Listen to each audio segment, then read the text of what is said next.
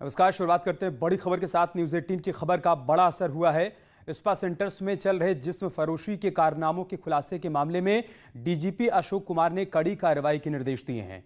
DGP ने SSP Dehradun से मामले में विस्तृत रिपोर्ट भी मांगी है और साथ ही ऐसे स्पा सेंटर्स पर कड़ी कार्रवाई के निर्देश दिए हैं।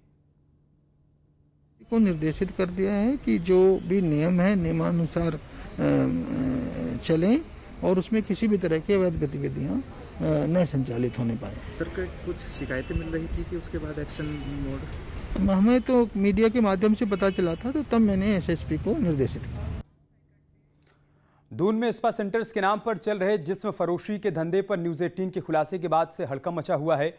बीजेपी के मुख्य प्रवक्ता मुन्ना सिंह चौहान का कहना है कि इस प्रकार के अनैतिक धंधों पर कड़ी कार्रवाई होनी चाहिए और सरकार कड़ी कार्रवाई करेगी भी। मुन्ना सिंह चौहान का यह भी कहना है कि देवभूमि में इस प्रकार के अनैतिक धंधों को बर्दाश्त नहीं किया जाएगा।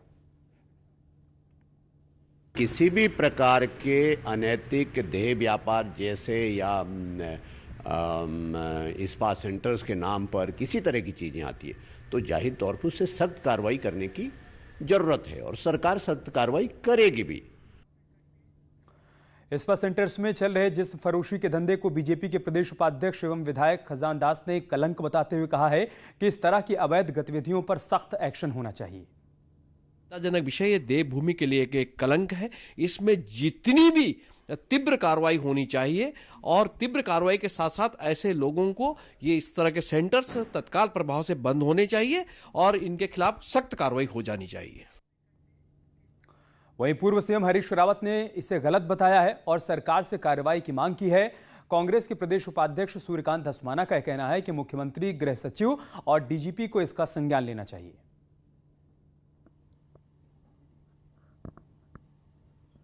ये जरा गंभीर एक्सपोजर है और मैं समझता हूँ शासन को और प्रशासन को दोनों को इसका कॉग्निजेंस लेना चाहिए। देखिए, जो स्वस्थ पत्रकारिता है जिनमें चीज़ों को एक्सपोज करते हैं, कहीं भी क्राइम को, किसी तरीके का क्राइम हो, उसका कॉग्निजेंस लिया ही जाना चाहिए। वहीं बजरंग दल के संयोजक विकास वर्मा का कहना है कि दून में बड़े पैमाने पर स्पा सेंटर्स में जिस्म फरोशी का धंधा चल रहा है। बजरंग दल का यह भी कहना है कि वो खुद भी कई बार शिकायत कर चुके हैं, लेकिन स्पा सेंटर्स से पुलिस की मिली भगत के चलते अभी तक कोई कार्रवाई नहीं हुई। बैंकॉक और पटाया बनाने का पूरी कवायद चल रही है और यहाँ का जो टूरिज्म है वो अय्याशी, शराबखोरी और इस पर निर्धारित करने का प्रयास कुछ माफिया लोगों के द्वारा किया जा रहा है। और मैं आपका सम्मान करते हुए ये बात कहूंगा कि आपकी निर्भीक पत्रकारिता के चलते जो स्पा सेंटरों की आड़ में देह व्यापार चल रहा है और वो खुल्लम खुल्ला चल रहा है, प्रशासन उससे अनभिज्ञ नहीं है। न्यूज 18 की खबर का महिला आयोग ने भी संज्ञान लिया है। स्पा सेंटर्स में चल रहे जिस्म फरोशी का खुलासा होने के बाद न्यूज 18 की सराहना की है और डीजीपी अशोक कुमार से मामले में कार्रवाई करने के निर्देश भी दिए हैं। न्यूज़ 18 जो ने छापा मारा है, जिस तरह के प्रकरण को उठाया है कि स्पा सेंटरों में जो अवैध काम चल रहा है, धंधे चल रहे हैं, वो एक अपने आप में ही बहुत सराहनीय कदम है और समाज को और हम सबको मिलकर इसकी जिम्मेदारी उठानी चाहिए। तो इसमें महिला आयोग की जिम्मेदारी भी पूरी बनती है और इसमें जो महिला आयोग है वो पुलिस को भी एक लेटर भेज करके पत्र प्रेषित करेगा और उनसे जल्दी ही कार्रवाई करने की प्रयास करेगा, निर्देश देगा। इसके अलावा सामाजिक कार्यकर्ता अनूप नौटियाल ने न्यूज 18 के अंडरकवर ऑपरेशन पापलोक में स्पा सेंटर्स की आड़ में चलने वाले देह व्यापार के खुलासे को आंख खोलने वाला बताया। नौटियाल ने कहा कि जिम्मेदार अधिकारियों को अवैध स्पा सेंटर्स पर फौरन एक्शन लेना चाहिए। सबसे पहले तो मैं न्यूज़ 18 उत्तराखंड को धन्यवाद कहना चाहूँगा कि एक ऐसे सामाजिक मुद्दे को सामने इस रिपोर्ट के माध्यम से लाएं जिसके बारे में लोगों को जानकारी नहीं थी कि इतने व्यापक स्तर पर देहरादून शहर में स्पा का या जनपद में काम चल रहा है। यहाँ पर एक बड़ा मानवीय मुद्दा, यहाँ पर जो महिलाएं कार्यरत हैं उनके शोषण को लेकर के है। देवभूमि की एक जो उत्तराखंड की जो एक आइडेंटिटी है, पहचान है, उसके बिल्कुल विपरीत जागता हुआ ये स्पा का काम। और यही उम्मीद रहेगी कि इस रिपोर्ट के आधार पर शहर की, जिले की और प्रदेश की जो अथॉरिटीज़ हैं इस स्पा के बिजनेस पर एक नकेल कसने का एक सार्थक, सीरियस और एक निरंतर प्रयास रहेगा। और हमारे सहयोगी सत्येंद्र बर्थवाल इस वक्त हमारे साथ जुड़ चुके हैं जिन्होंने इस पूरे ऑपरेशन को अंजाम दिया है। सत्येंद्र, कांग्रेस की तरफ से प्रतिक्रिया आई है, बीजेपी की तरफ से आई है, डीजीपी की तरफ से, महिला आयोग की तरफ से। इन तमाम बातों से एक बात तो बिल्कुल साफ है कि हमारी खबर का बड़ा असर हुआ है। हम चाहते थे कि इस पर हर किसी की नजर पड़े, हर किसी का ध्यान जाए, और वैसा ही हुआ।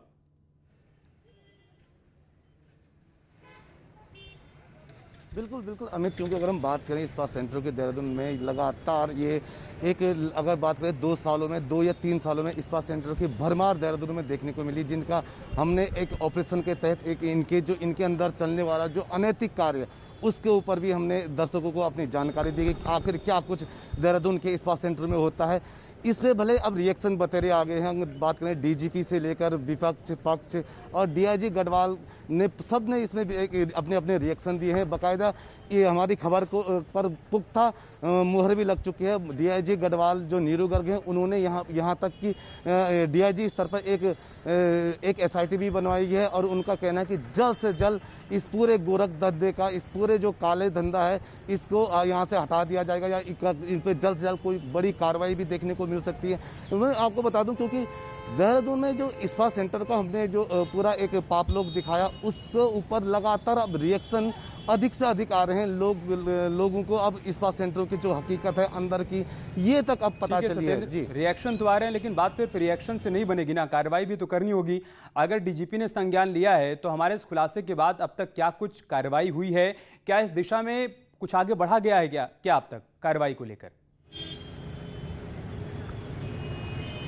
बिल्कुल बिल्कुल बिल्कुल अब इस पर कार्रवाई की लगातार तो बात तो चल रही है। डीजीपी ने भी इस पर कार्रवाई की बात की है, एसएसपी भी इस पर कार्रवाई की बात कर रहे हैं, डीआईजी गढ़वाल भी इस पर कार्रवाई की बात कर रहे हैं। लेकिन अब देखना यही होगा कि आखिर कार्रवाई होती कैसे, क्योंकि सबसे बड़ा सवाल यह है कि जो इस्पात सेंटर की युवती ने न्यूज़ 18 को एक एक्सक्लूसिव जानकारी दी थी कि इस्पात सेंटर में जो पुलिस वाले भी वहाँ आते हैं, वो भी अपनी मसाज सेंटर में आते हैं, कई अनैतिक कार्य उनके साथ करते हैं। लेकिन अब सवाल वहीं पे खड़ा हो जाता है कि जिन रक्षकों को इनकी रक्षा करनी चाहिए थी, जब वही इस अनैतिक कार्य में इन लड़कियों का शोषण करते हैं, तो आखिर कार्रवाई होगी कैसे? भले ही अब इसमें डीआईजी गढ़वाल ने एक इंस्टेटमेंट लिया है और उनका सीधे साफ तौर पर यह कहना है कि जो भी पुलिसकर्मी या जाने की जो भी पुलिस इसमें एक्टिव होगी या जो पुलिसकर्मी इसमें संलिप्त मिलेगी, उन पे भी कार्रवाई की अब बात चल रही है। लेकिन अब देखना सब कार्रवाई हो रही है, कार्रवाई करेंगे। लेकिन जिस बात का जिक्र आप कर रहे हैं सत्येंद्र, बजरंग दल की तरफ से भी तो यही कहा जा रहा है ना कि हमने तो कई बार शिकायत की, हमने कहा, पुलिस वालों को जानकारी भी दी, उसके बावजूद कभी कोई कार्रवाई हुई नहीं, सिर्फ और सिर्फ बातें ही हुई हैं।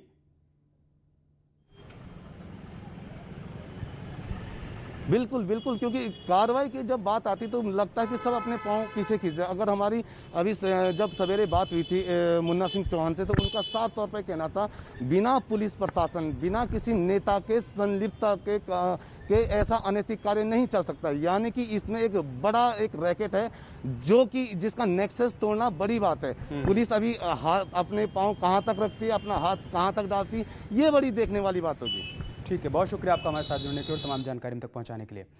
आगे बढ़ते और बात करते एक और बड़ी खबर की। कांग्रेस नेता हरीश रावत ने हरक सिंह रावत पर पलटवार किया है और कहा है कि कर्मकार श्रमकार वाले हरक जी की लाइव कारतूस हैं, वो स्टिंग वाले डेटोनेटर के साथ और विस्फोटक हो जाते हैं। किसी भी मुख्यमंत्री के लिए हरक सिंह रावत विस्फोटक हैं और वर्तमान सीएम तो विस्फोट में उड़ते उड़ते बचे हैं। लेकिन हम ऐसी कला नहीं जानते हैं, हम तो फूके ही अच्छे हैं।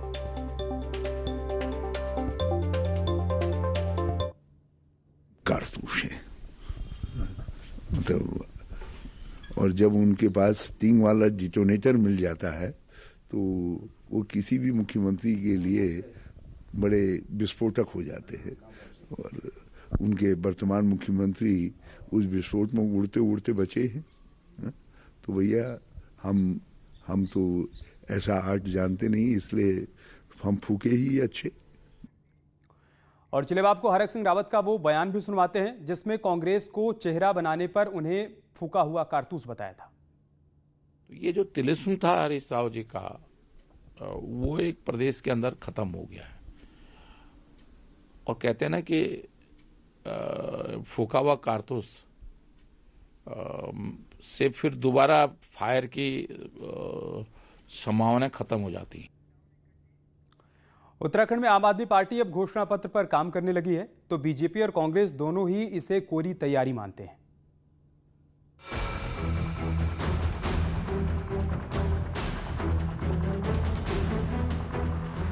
उत्तराखंड में आम आदमी पार्टी विधानसभा चुनाव के लिए जोर आजमाइश में लगी है। हालांकि तराई के जिलों में ही पार्टी का ज्यादा फोकस है। पार्टी मानती है कि मैदानी इलाकों में उसका संगठन बढ़ रहा है और मैनिफेस्टो के लिए पार्टी काम कर रही है। हरिद्वार, हल्द्वानी या आप उधम सिंह नगर की बात कर रहे हैं तो यहाँ तो संगठन हमारा बहुत मजबूत हो चुका है, लेकिन निश्चित रूप से हम लोग लोगों के साथ व्यक्तिगत डोर टू डोर कनेक्ट हो रहे हैं और पूरा जो हमारा घोषणा पत्र से संबंधित जो हमारे आगे का एजेंडा रहेगा उनको लेकर हम जनता के बीच में जा रहे हैं। हालांकि कांग्रेस और बीजेपी दोनों ही आपको रेस में नहीं मानते। उन्हें लगता है कि आम आदमी पार्टी राज्य में कहीं भी स्टैंड नहीं करती।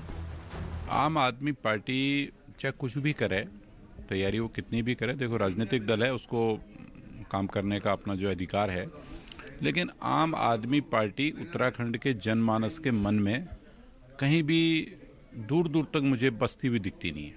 आम आदमी पार्टी का प्रदेश में उत्तराखंड में कोई ऐसा प्रभाव नहीं है और पहले भी नहीं रहा। पहले भी आम आदमी पार्टी चुनाव लड़ चुकी है और ऐसा कुछ नहीं है। जो थर्ड लाइन के जो थोड़े बहुत नाराज लोग हैं वो आम आदमी पार्टी में भी शामिल हो रहे हैं। आम आदमी पार्टी से कोई ऐसा कोई प्रभाव पड़ने वाला नहीं है।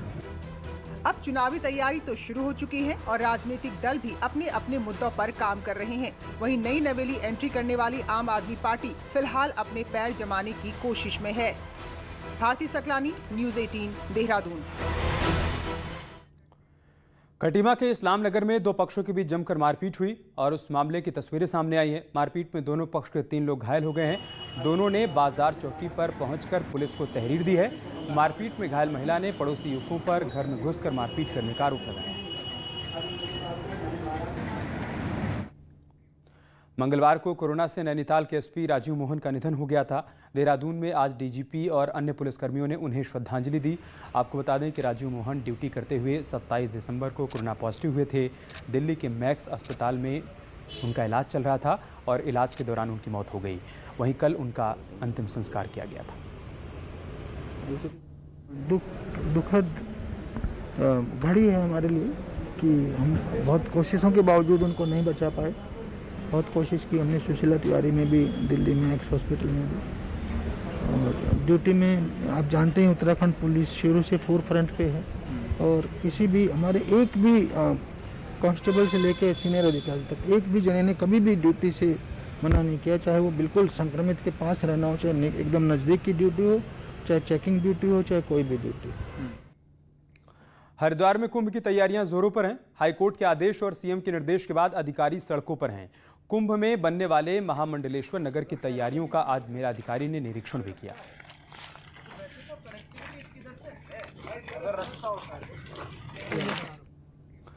बाबा केदारनाथ धाम में पुनर्निर्माण का काम 3 महीने से सर्दियों के चलते बंद है। वहीं प्रशासन पुनर्निर्माण कार्य को दोबारा शुरू करने की तैयारी कर रहा है। केदारनाथ धाम में 2013 की आपदा के बाद से अब तक पुनः निर्माण कार्य चल रहे हैं। बीते वर्षों की तरह इस साल भी सर्दियों में केदारनाथ धाम में पुनः निर्माण कार्य नहीं किए जा रहे हैं। इसके पीछे वजह बताई जा रही है कि सर्दियों में केदारनाथ धाम में निर्माण कार्यों को करना जितना कठिन है, उतना ही सर्दियों में किए गए कामों की गुणवत्ता में भी उतना ही संदेह होता है। ऐसे में इस बार बर्फ पड़ते ही केदारनाथ धाम में पुनः निर्माण कर्मियों को प्रशासन के द्वारा वापस बुला लिया गया। केदारनाथ में पहले कुछ सालों तक के ये प्रयास किया गया कि जाड़ों में भी काम हो, लेकिन ये अनुभव है और ये इंजीनियरिंग का भी तकाजा है, मौसम और इंजीनियरिंग दोनों का मिला जुला तकाजा है कि जाड़ों में बर्फ़ पड़ने के बाद वहाँ पर जो निर्माण कार्य हैं वो करना भी मुश्किल। केदारनाथ धाम पुनः निर्माण के दूसरे चरण के कार्यों पर 117 करोड़ रुपए खर्च होंगे। इसकी मंजूरी भी मिल गई है और पहले चरण के कार्यों में शंकराचार्य समाधि स्थल, तीर्थ पुरोहित आवास, सुरक्षा दीवारें, सरस्वती नदी के किनारे पुल का निर्माण जैसे कई महत्वपूर्ण कार्य अपनी फाइनल स्टेज में है। जिला प्रशासन का कहना है कि बर्फ के कम होते ही केदारनाथ में फिर से काम शुरू कर दिया जाएगा और वहीं दूसरी ओर जिला प्रशासन ने आगामी केदारनाथ यात्रा की भी तैयारियां शुरू कर दी हैं और यात्रा से जुड़े सभी अधिकारियों को यात्रा की तैयारियों में जुटने के निर्देश दिए हैं। केदारनाथ जी की ज्योग्राफिकल लोकेशंस और क्लाइमेटिक कंडीशंस की वजह से विंटर्स के समय पे वहाँ पे भारी बर्फबारी के कारण जितने भी निर्माण कार्य हैं वो कुछ समय के लिए पॉज रहते हैं। तो जैसे ही बर्फ़ क्लियर हो जाती है, जैसे ही हमको एक प्रॉपर कंडीशंस, वेदर कंडीशंस मिल जाती हैं, वहाँ के सारे कार्य जितने भी हैं वो पुनः चालू कर लिए जाएंगे। कुल मिलाकर कहा जाए तो सब कुछ फिलहाल मौसम पर निर्भर है। अगर अब धाम में बर्फबारी नहीं होती तो जल्द ही धाम में पुनर्निर्माण कार्य भी शुरू हो जाएंगे। लेकिन अगर बर्फबारी दोबारा शुरू होती है तो कुछ और समय तक इंतजार करना पड़ेगा। केदारनाथ धाम से न्यूज़ 18 के लिए शैलेंद्र सिंह रावत की रिपोर्ट। पिथौरागढ़ में जिला योजना से लेकर अन्य योजनाओं के लिए मिला बजट खर्च नहीं हो पा रहा है, वो भी तब जब वित्तीय साल को खत्म होने में सिर्फ 2.5 महीने ही बचे। 31 मार्च को जारी वित्तीय साल खत्म हो जाएगा, लेकिन पिथौरागढ़ में जिला, राज्य, केंद्र और अन्य एडेड योजनाओं के लिए मिली धनराशि खर्च नहीं हो पाई है, जबकि इन चारों सेक्टर में स्वीकृत धनराशि कब की विभागों को मिल भी चुकी है। अब जब मुश्किल 2.5 महीने बचे हैं तो कैसे समय रहते इसका सही उपयोग हो पाएगा, कोई नहीं जानता। पिथौरागढ़ में जिला योजना में 39 करोड़ 48 हजार मिला था हमें, जिसमें हमने 24 करोड़ 74 लाख रुपए खर्च कर दिया, जो 62% है। इसी तरह राज्य सेक्टर में 170 लाख रुपया मिला है, जिसके सापेक्ष हमने 129 करोड़ खर्च कर रखा है। जिला योजना के लिए इस साल 39 करोड़ 38 लाख जारी किए गए, लेकिन अब तक 24 करोड़ 74 लाख ही खर्च हो पाए। राज्य सेक्टर में जारी 170 करोड़ के मुकाबले 129 करोड़ ही खर्च हुए। केंद्र सेक्टर में 201 करोड़ के मुकाबले 182 करोड़ खर्च हुए, जबकि अन्य सहायतित योजनाओं में जिले को 14 करोड़ 26 लाख की धनराशि मिली, जो पूरी खर्च नहीं हो पाई है। जनपद में जितना भी जिला योजना, राज्य योजना और अन्य मदों में कार्य चल रहे हैं, इसकी समीक्षा किया जा रहा है। वर्तमान में हम लोग पूरा प्रयास कर रहे हैं कि जितने भी कार्य प्रारंभ हो गया उसका तत्काल जो है इस वित्तीय वर्ष के अंत तक समस्त कार्य पूर्ण कर लिए जाए, या फिर जहां पर जो भी वित्तीय प्रगति अपेक्षित उसको प्राप्त कर लिया जाए। वर्तमान में जो हमारा जो 20 पॉइंट प्रोग्राम है उसमें भी हम लोगों ने समीक्षा किया था। तमाम दावों के बावजूद ये आंकड़े इस बात की तस्दीक कर रहे हैं कि सरकारी योजनाओं में पैसे के सदुपयोग से ज्यादा उसे खपाने पर जोर दिया जाता है। ऐसे में संभव है कि 31 मार्च तक स्वीकृत धनराशि फाइलों में खर्च भी कर दी जाएगी, लेकिन सवाल ये है कि क्या ऐसी कार्यप्रणाली धनराशि के बेहतर उपयोग का दावा कर सकती है। न्यूज़ 18 के लिए पिथौरागढ़ से विजयवर्धन उप्रेती की रिपोर्ट। रानीखेत में 23 और 24 जनवरी को 2 दिवसीय रानीखेत महोत्सव का आयोजन किया जा रहा है। मेले में रंगारंग कार्यक्रमों के साथ ही पर्यटन को बढ़ावा देने के लिए गतिविधियों का भी संचालन किया जाएगा, ताकि अधिक से अधिक पर्यटन यहाँ पर बढ़ पाए और पर्यटक आ पाए। कि इस बार रानीखेत में भी हम लोग वो कंटिन्यूटी कर सकें, तो रानीखेत में 151 हम कर नाम देते हुए उसको हम लोग आज आयोजित कर रहे हैं। एक सूक्ष्म आयोजन है और इसमें कोशिश ये की जा रही है कि वो जो भी पर्यटक हमारे आए वो उस वीकेंड का वहाँ पे अनुभव कर सकें, क्योंकि एक लंबा वीकेंड आने वाला है। भीमताल की तर्ज पर नैनीताल के अन्य हिस्सों में अब पैराग्लाइडिंग का प्लान तैयार किया जा रहा है। कोटाबाग के जलना गांव में पैराग्लाइडिंग की संभावनाओं पर काम किया जाने लगा है, जिससे स्थानीय युवाओं को रोजगार के साथ ही पर्यटकों को नया टूरिस्ट डेस्टिनेशन भी मिल सके। नैनीताल के विधायक संजीव आर्या ने बताया कि गांव के इलाकों में टूरिज्म की संभावनाएं हैं, जिन पर सरकारी मदद की जरूरत देखी जा रही है।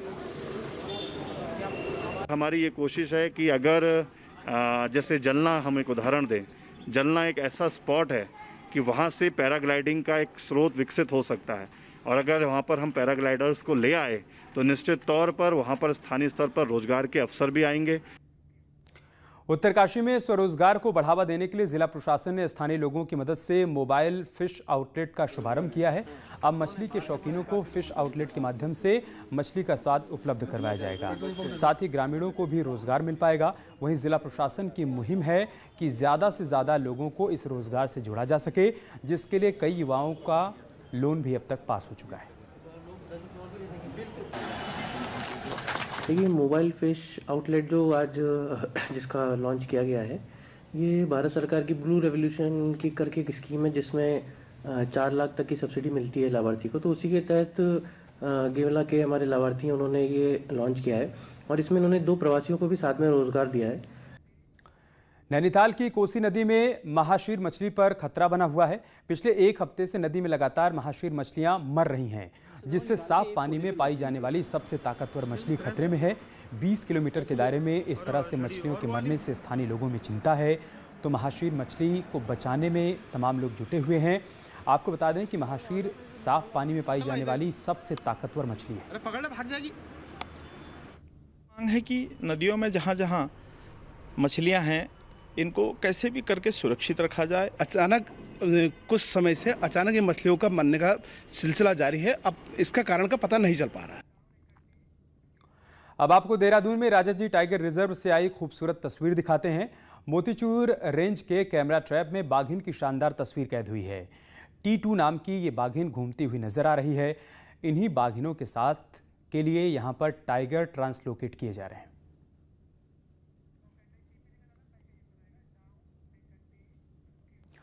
अगर आप वन्यजीव प्रेमी हैं तो आपके लिए नंधौर वन्यजीव अभ्यारण्य किसी रोमांच से कम नहीं है। आज आपको न्यूज़ 18 नंधौर के उस दुनिया में लेकर जा रहा है जहां देश विदेश के कई पर्यटक पहुंचते हैं और वन्यजीवों की दुनिया में खो जाते हैं। ये खूबसूरत तस्वीरें चंपावत जिले के शारदा वन क्षेत्र में 23,000 से ज्यादा हेक्टेयर में फैले नंदौर वन क्षेत्र की हैं। टनकपुर से लगा नंदौर वन क्षेत्र देशी विदेशी पर्यटकों के लिए सफारी करने के लिए रोमांचक विकल्प बनता जा रहा है। 2017 में पर्यटकों के लिए इसे खोले जाने के बाद हजारों की संख्या में यहाँ पर्यटक पहुँच चुके हैं। लोकल से नहीं, वो भी देश विदेश से पहुँच चुका है। विदेशी भी यहाँ 45 फॉरेनर्स यहाँ पर अभी तक विजिट कर चुके हैं, जिन्होंने इस सेंचुरी को, इस वैली को बहुत ही सुंदर बताया है। क्योंकि यहाँ पर जानवर जो एनिमल्स हैं उसकी साइटिंग काफ़ी अच्छी है। टाइगर्स की अच्छे यहाँ पर साइटिंग होती है। एलिफेंट्स की काउंटिंग नहीं है, इतना एलिफेंट्स यहाँ पर। नंदौर के घने जंगल के बीच 7 रास्तों में नदियों का पड़ने वाला रोखड़ हो या फिर सफारी के लुत्फ के साथ जंगल में दिख रहे जानवर पर्यटकों को भी बेहद पसंद आ रहे हैं। जिम कॉर्बेट भी गया हूँ, वहाँ पे कमर्शियलाइजेशन बहुत ज़्यादा हो गया है उसका, कि वहाँ पे बहुत ज़्यादा चौड़ी सड़कें बन गई हैं, सब कुछ है। लेकिन यहाँ पे हमको रियल असली जंगल की फीलिंग आई, यहाँ पे एहसास हुआ असली जंगल का। और हमने एक टाइगर भी देखा सामने से गुजरता हुआ, हाथी दिखे हमें। बहुत सुंदर जगह है, पानी की बहुत झरने और पानी की थोड़े थोड़े कैनाल्स भी हैं यहाँ पे। पर्यटन के लिहाज से अब तक पिछले चंपावत जिले के लिए नंदौर वन्यजीव अभ्यारण्य न सिर्फ एक बेहतर विकल्प बनता जा रहा है, बल्कि वन्यजीव प्रेमियों को भी अपनी ओर आकर्षित कर रहा है। चंपावत से न्यूज़ 18 के लिए कमलेश भट्ट की रिपोर्ट। दुगड्डा नगर में आज तक अपना ट्रंचिंग ग्राउंड तक नहीं बन पाया है। नगर की गंदगी को नदी के किनारे डंप किया जा रहा है, जिस पर एनजीटी ने सख्ती दिखानी शुरू कर दी है। एनजीटी ने नगर निकाय को अपना ट्रंचिंग ग्राउंड करने की व्यवस्था के निर्देश दिए हैं। बावजूद इसके साल भर के बाद भी नगर पालिका को अपना ट्रंचिंग ग्राउंड नहीं मिल पाया। वहीं नदी किनारे गिर रही गंदगी से नदी का पानी दूषित हो रहा है, जिससे इलाके की खेती पर भी बुरा असर पड़ रहा है।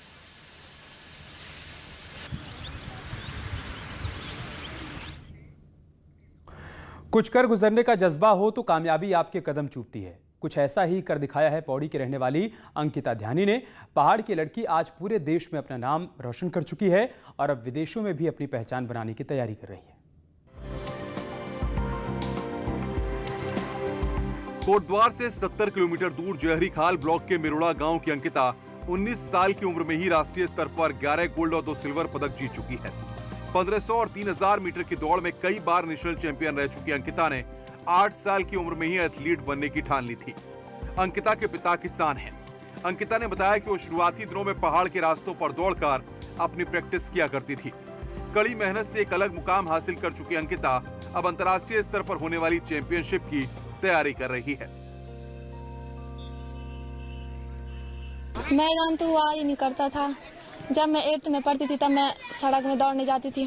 फिर मैं स्कूल लेवल से धीरे धीरे बढ़ती गई और फिर मैंने हॉस्टल का ट्रायल दिया था। रुद्रप्रयाग में जो हॉस्टल है उसका ट्रायल देने के बाद मैं हॉस्टल चली गई थी। अंकिता को बचपन से एक कोच की तरह गाइड करने वाली अंकिता की स्कूल टीचर रिद्धि भट्ट कहती हैं कि बच्चे के टैलेंट को बचपन से ही निखारने का काम सबसे ज्यादा प्राथमिक विद्यालयों के शिक्षकों का रहता है। वहीं अंकिता के पिता को। और एक बड़ी खबर देहरादून से है। उत्तराखंड एसटीएफ ने बड़ी कार्रवाई की है और 3 लोगों को गिरफ्तार किया है। इन तीनों के पास से बड़ी संख्या में फर्जी कार्ड और सैन्य अधिकारियों की फर्जी मोहरें भी बरामद की गई हैं। मामले में एसटीएफ के साथ आर्मी इंटेलिजेंस भी अब इनसे पूछताछ कर रही है।